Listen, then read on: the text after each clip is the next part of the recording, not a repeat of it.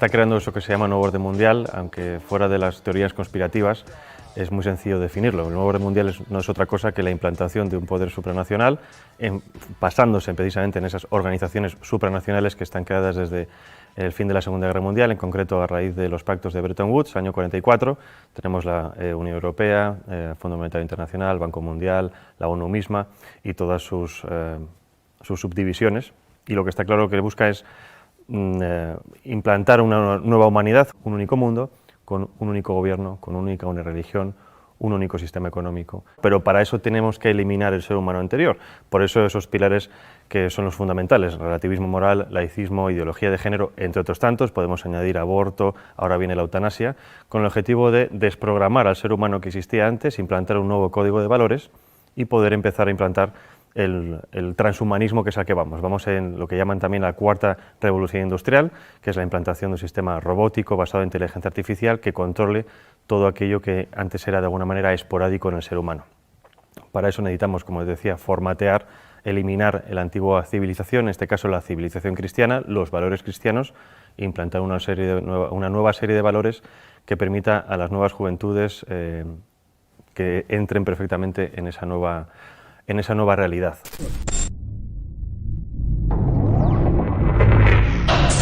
Out of these troubled times, a new world order can emerge, a new era.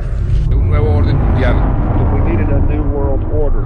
Global governance and A new world order. Novus Order Seclorum, a new order for the centuries, for the ages, forever.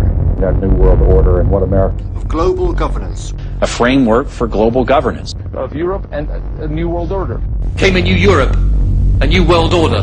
I think a new world order is emerging. Really, a new world order can be created. A new world order. And creating the kind of world order that I think all of us would like to see. Para esto es lo que llaman, entre otras cosas, la Agenda Global 2030, o la Agenda del siglo XXI, que no es otra cosa que implantar una serie nueva de valores, precisamente desde esa descodificación. Obviamente esto no es homogéneo, no es consecutivo, a veces hay tropiezos, pero lo que está claro es que estamos ante las puertas de una nueva realidad. No es un cambio gradual como ha existido antes en la historia del ser humano, sino que es algo completamente diseñado. Es decir, el mundo al que vamos es fruto de una ingeniería social perfectamente planificada y perfectamente implantada. La implantación primero es ideológica. La ideología sirve primero para desestabilizar una nación. Si nos atendemos, por ejemplo, a Yuri Bezmenov, el antiguo agente del KGB que emigró a Estados Unidos y que contó precisamente esos procesos por los cuales se puede desestabilizar una nación, que es desestabilización, desmoralización, crisis y normalización, estamos viviendo perfectamente esas etapas. Hemos tenido una desestabilización, ahora estamos en la fase de desmoralización, que es volver a las naciones contra sí mismas, la endofobia, el odio a nuestra cultura cristiana, el odio a la misma biología, la misma realidad biológica hombre y mujer, para hacer que la población esté completamente confundida y que sea mucho más fácil guiarlas a un nuevo punto, es la mentalidad de rebaño. Ahora bien, primero es la ideología, segundo es lo demás, implantación social, económica, política, tecnológica, medioambiental, sanitaria, alimenticia. Todo esto está perfectamente diseñado en la página del Foro Económico Mundial. Tienen perfectamente diseñado cuál va a ser el nuevo mundo. No dejan nada fuera. Lo sorprendente y lo llamativo es que está todo perfectamente entrelazado y todo perfectamente conectado.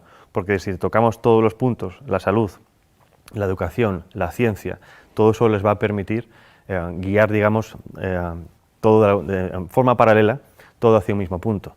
Aunque en la realidad, obviamente, sabemos que hay gobiernos nacionales, en la práctica, gran parte de estos gobiernos nacionales para nada están trabajando para el bien de sus naciones, sino que trabajan precisamente para los intereses de estos globalistas.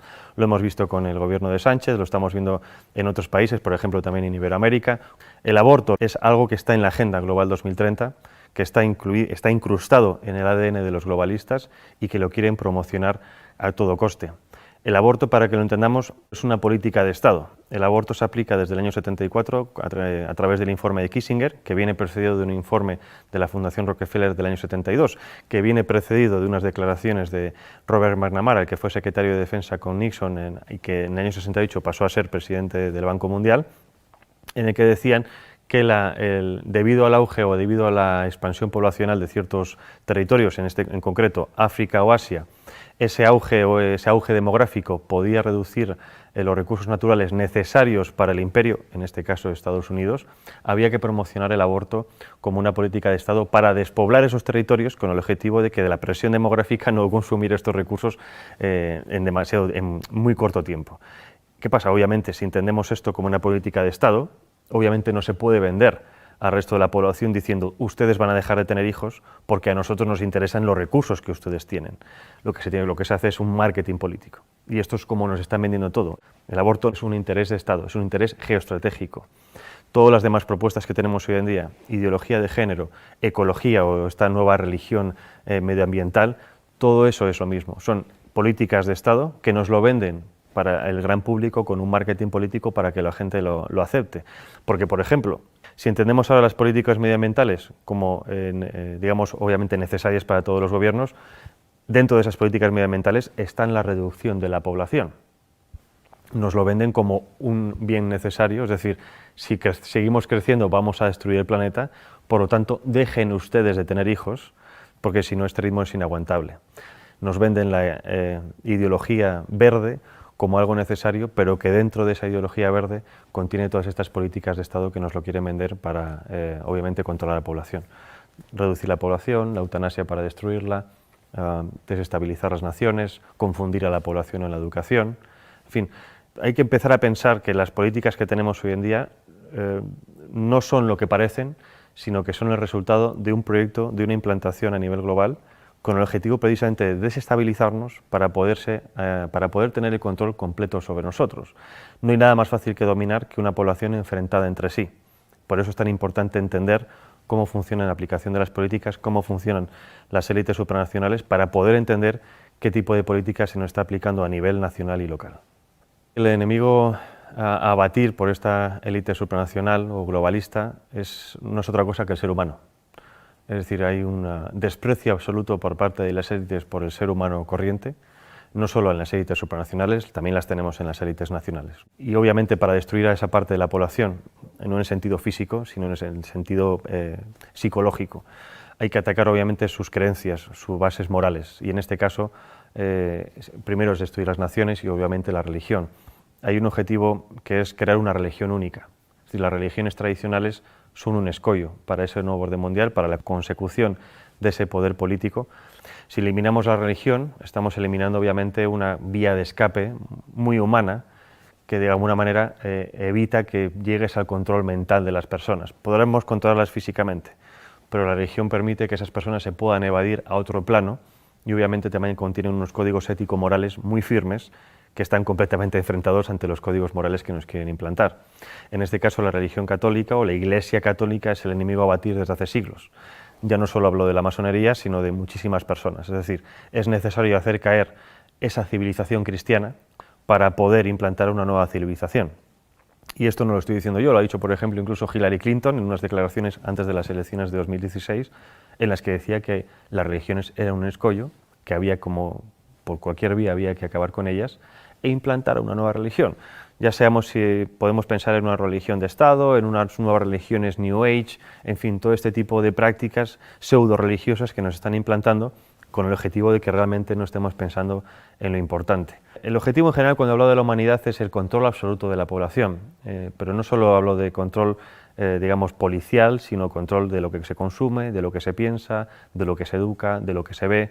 Más o menos yo creo que todo el mundo tiene en la cabeza esta realidad porque es un poco lo que estamos viendo. Nos censuran las redes sociales, nos censuran medios de comunicación, censuran incluso en los mismos colegios y esto no es otra cosa que poner barreras. Entonces necesitan acabar con todo eso para poder tener el control. Obviamente cuando hablo de Soros como uno de los principales promotores de este nuevo orden mundial, lo dejo muy claro, uno de los principales, o digamos una de las caras visibles.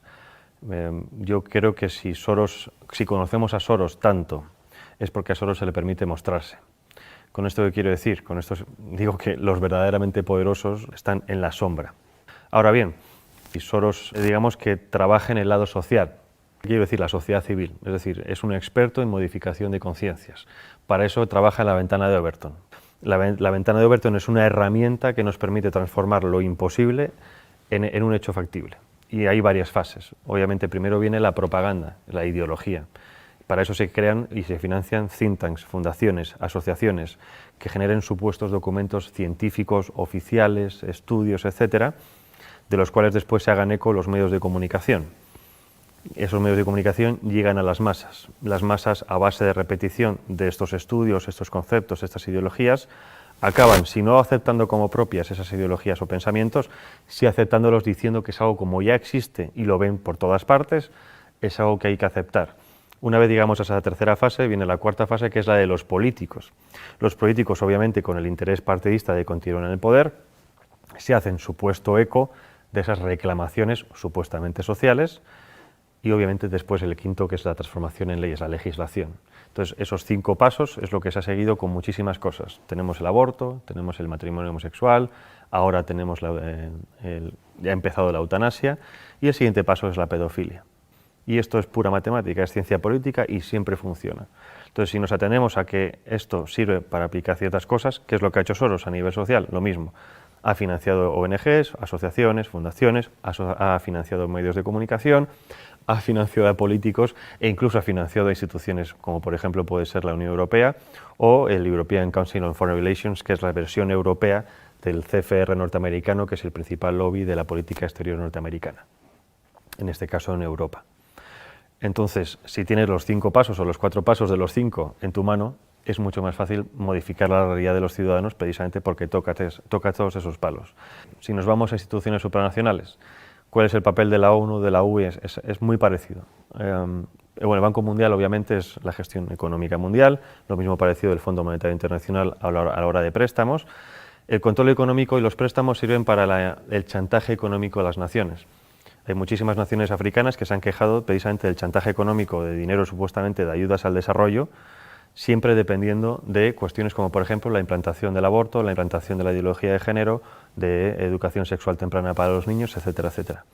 La OMS ha sido fundamental para la implantación de la idea de que existe una pandemia mundial y si no hubiera sido por la OMS, en este caso por Tedros Adhanom, no se hubiera creado o no se hubiera llamado un confinamiento mundial.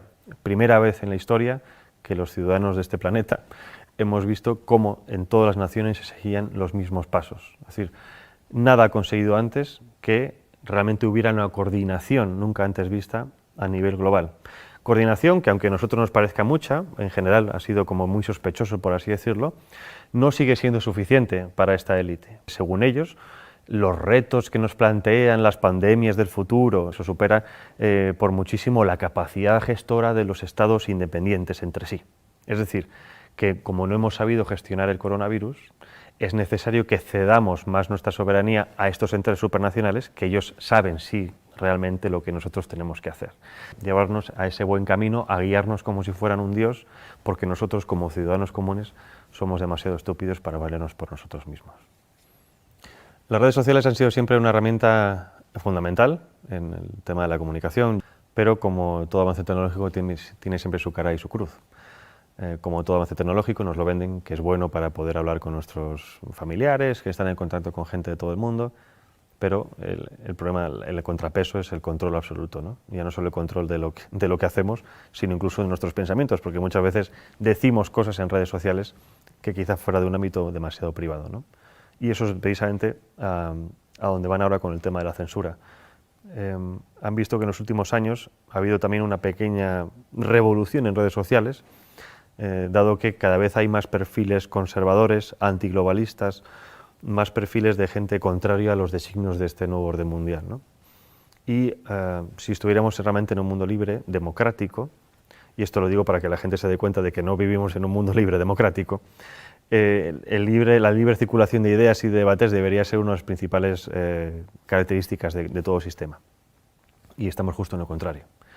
Y no justo en lo contrario porque de facto no se puede hablar, porque antes sí se podía hablar de muchas cosas. El problema es que los que son realmente poderosos, los que controlan las cosas, se han dado cuenta de que si dejamos que libremente ciertas ideas circulen, no las suyas, en cuanto a debate, esas ideas ganan o se han demostrado que tienen más peso que otras. Es decir, por ejemplo, con el tema del aborto, ya no hay argumentos científicos médicos, ahora son argumentos puramente sentimentales, ¿no? El derecho de la mujer a elegir sobre su propio cuerpo, porque por eso saben que los argumentos médicos no pueden vencerlos. En cuanto a argumentos, por ejemplo, de información de los medios de comunicación, de cómo funcionan los medios de comunicación, de cómo funcionan los gobiernos, exactamente lo mismo. Se censura completamente aquel que intenta hacer una crítica constructiva o negativa de lo que sea, pero hacer una crítica para avisar de qué está ocurriendo. Bueno, en mi caso, por ejemplo, hablando de Soros y demás, algunas veces me han censurado, y está claro que lo que se trata es de que no exista algo, no exista un relato. En los sistemas de masas, si no te muestran, no existes para la gran parte de la población. Y eso es lo que se trata. Es decir, se trata de omitir, de facto, cualquier tipo de persona, cualquier tipo de discurso que pueda poner en peligro los pilares bajo los que sustentan este nuevo poder. En este caso no puedes contradecir las normas de la ideología de género, el feminismo, el aborto, etcétera, etcétera, etcétera. No existe ese debate de ideas en los medios de comunicación, pero precisamente porque tienen miedo a lo que pueda ocurrir. Porque cuando ha ocurrido que algunas personas han ido a ciertos debates a exponer ciertas ideas, la gente se da cuenta de que hay otra línea de pensar diferente a la que tenían en mente. Y por lo tanto hay otra forma de racionar las cosas. This is an historic moment. We're living in a time and age that we never thought possible before. We have before us the opportunity to forge for ourselves and for future generations a new world order, a world where the rule of law, not the law of the jungle. We've got to be very strong. We have a real chance at this new world order. Very, very smart. An order in which a credible United Nations can use its peacekeeping role to fulfill the promise and vision of the UN's founders. And we've got to come together, not only as a nation, but as a world community. We've got to be very strong, very, very smart, and we've got to come together, not only as a nation, but as a world community.